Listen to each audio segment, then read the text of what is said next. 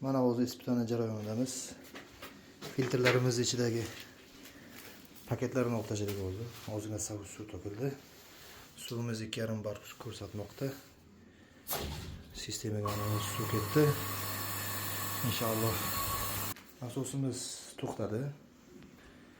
Sistemaga ventil qo'yishning sababi va afzalliklari mana shundan iborat. Hozir mana bu sovuq suvga kelayotgan ventillar, bu esa Aristondan issiq suvga, bu esa Aristonga kiradiganini o'chirib qo'ygani.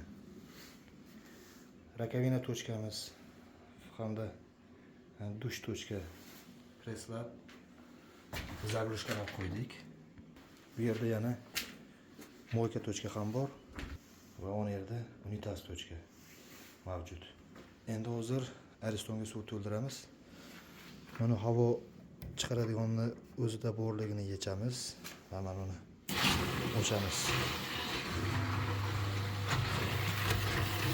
Mana yerdan suv chiqib ketadi. Qachonki buni yechsak mana.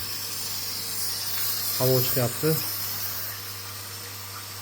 Aristonimiz suvga to'lmoqda.